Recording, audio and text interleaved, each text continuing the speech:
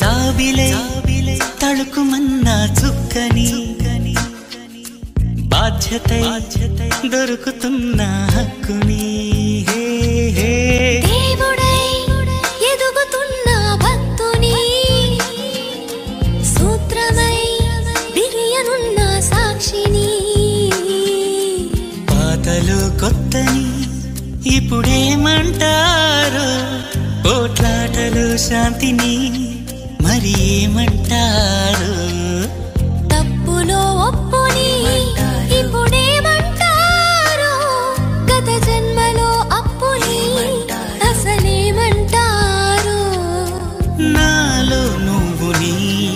ఇక నీలో నేను నీ మాకేమేమని మన దారే మనదని రాసుకున్న ఆత్మచరితని అదా ఇదా ఇదే